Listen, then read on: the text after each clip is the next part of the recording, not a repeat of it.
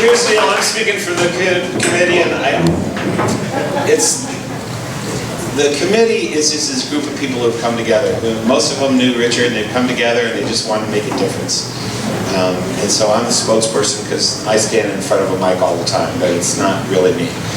And when we first started this, the first year we gave it to Amos House, because Amos House was where Richard spent a great part of his time. He donated a lot of his hours. He spent every Thursday night sleeping at Amos House, even when he was 79, 80 years old, trying to manage these young people, mostly men who had lost themselves, and he was there for them. So we give it to them, but since then we gave it to all different people. We gave it to the union workers at the hotel we're trying to organize. We gave it to Eric Hirsch, who works with the homeless and the poor.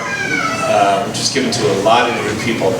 But as soon as the award was created, I remember sitting in Richard's backyard, where many of you have been, looking out on Narragansett Bay with Karen Malkin and Richard's family, and I said, I knew who we should give this to from the very beginning, and it took us a little while to get there.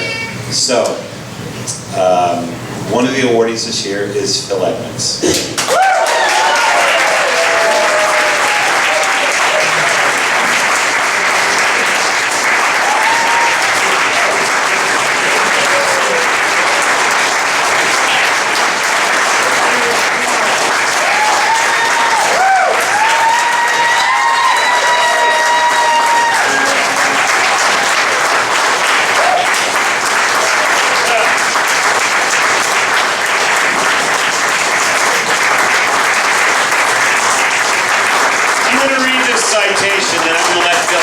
Here's something when I was very young and I was at a folk festival, there was an article in the magazine about how to be a folk singer by Michael Green.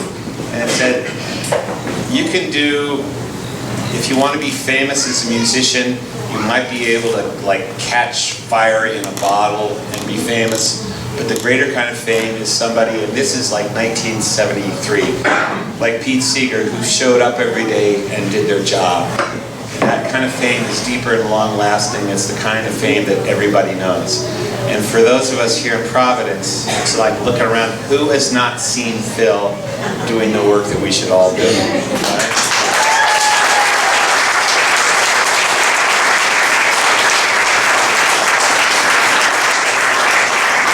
So, the Red Bandana Award of 2017 is presented to Phil Edmonds for his continued and steadfast commitment, expressed with joy and love, to create a better world.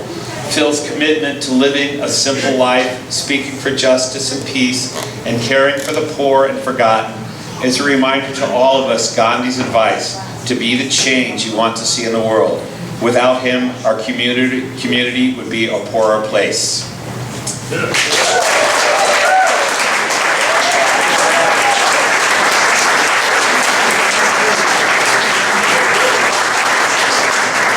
This thing is huge. I am used to small things, you know what I mean? You need a bigger house now. Bigger house. Bigger tent. Thank you, Bill. And I also thank Graham. And of course all the Red Bandana, committee. Yes, I am so thrilled and so honored that Omer is a fellow recipient of this award. We greatly respect and must support Omer's work with immigrants. You have heard at Providence City Hall, city is a sanctuary city now. For the immigrants who are, yes, undocumented. It is time for the state of Rhode Island to become a sanctuary state. Yes! I've been thinking about all of you, and many of you are friends of Richard, and and how our lives have been intertwined over decades.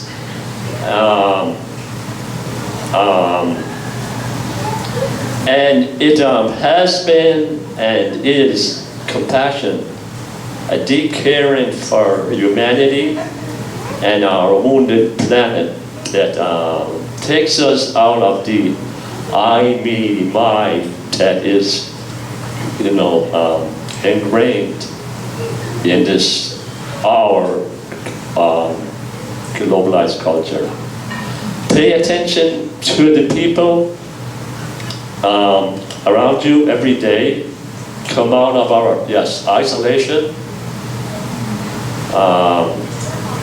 Take a city bus once in a while. Feel the downtrodden sea of humanity, and listen to the earth, and breathe deeply. So thank all of you, and thank Richard.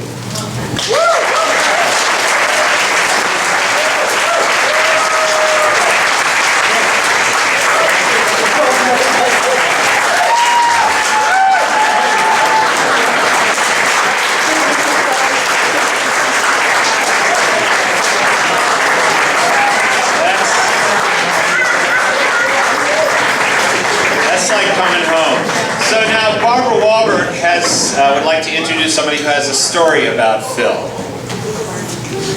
we all have a story about Phil. Okay, well, this is a Rhode Island thing. As you know, I'm a teacher at Cranston High School East, and I teach a URI writing class there. And one of the projects that the students have to do is they have to interview someone and write a profile. And my student, Ian Sivo, who's here tonight, said, I'm going to interview this guy. His name is Phil Edmunds. And I was like, Phil? I didn't know Phil. And anyway, he wrote this wonderful essay, and I'd like him to read it. So he's here to read it.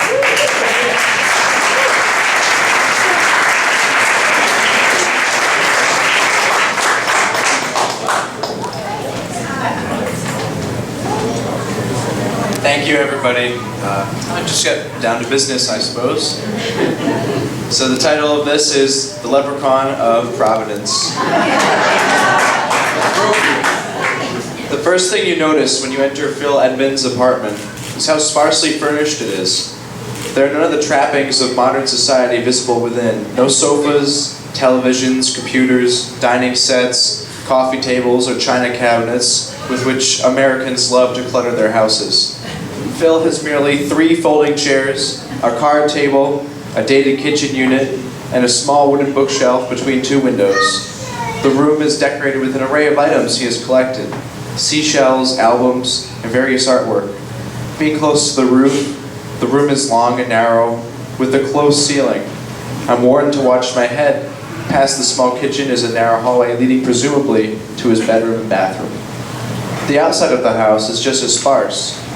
The grass is weed-choked and uncut, the driveway is empty, and the porch has a single, albeit beautiful, rocking chair. The house's appearance made me feel as though nobody lived there, but Phil answered the door shortly after I knocked. He welcomed me warmly, and upon catching sight of my vehicle, he exclaimed, "You're a cyclist too? That's wonderful." As he beckoned me to stow my bicycle behind the house, he explained that he never owned a car in his life. His sole means of transportation was bicycle and bus. The economics of owning a car do not please him, for he calculated that paying for car insurance alone requires him to work more than he is willing to allow. That explains the empty driveway, at least. The backyard is as unkempt as the front, but I notice a kayak against the garage and 2 very small compost bins in the back corner. Apparently, he does not need them to be very large. When I join him upstairs, he offers me sliced apples, preparing them on a rustic-looking wooden cutting board, on which he serves them. We sit at the card table by one of the room's 2 large uncurtained windows. The folding chair is not uncomfortable.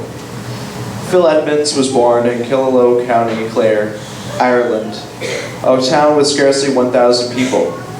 He lived across the street from the one-room schoolhouse of legend and the teacher of which introduced him to the tin whistle. The children would play long hours in the fields around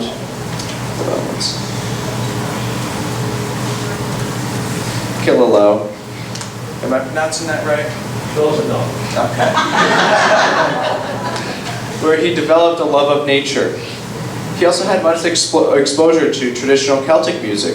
His cousin was a fiddle player and his mother a step dancer. When he was 13, his family immigrated to Providence, Rhode Island. Apparently, he lost his ability to play the tin whistle until the age of 21 when he returned to Ireland for 6 months and rediscovered it. In the early 80s, Phil formed a band to play Irish music, and 20 years ago, he began playing button accordion, now his main instrument. For 35 years now, my income has solely come from playing music, he reveals. It is part-time, but I make enough for the rent, and it frees me up for doing other things I like. Farming, being involved in the community, which is huge to me. Although Phil stutters, his voice still carries the lilting cadence of an Irish brogue.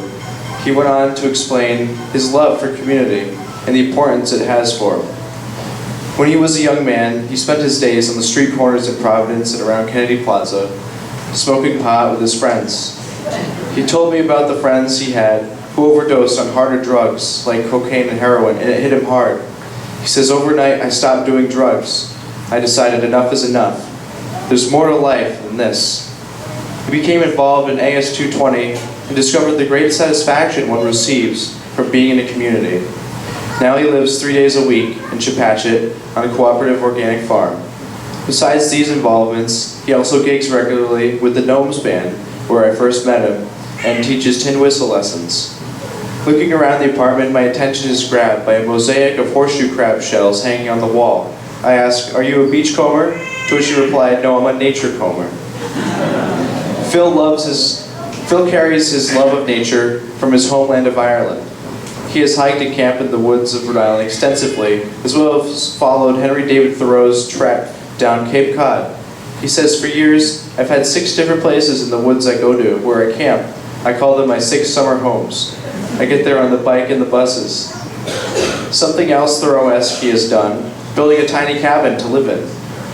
On the farm in Chepachet, he built a home for himself in the woods nearby, where he escapes the hectic isolation of city life. This culture is really hard to live in. We are all so isolated from nature. I call this culture the lost culture, because we are so disconnected from the natural world. With all our gadgets and technology we rely on, we can live like that, but I think we're the worst for it. What I do is, on the bike, I visit people's houses. I try to visit 15 households twice a month, and I just show up. I don't ever tell them I'm coming, I just show up and hang out with them. I like visiting people face to face, and I stay in touch even though I'm away 3 days a week. The hard thing is, most people in this country keep isolated in their own homes. Even on the same street, you have people who don't even know each other. You have to make an effort simply to communicate. The key, I think, is communication. Now the derelict state of his house appears clear to me.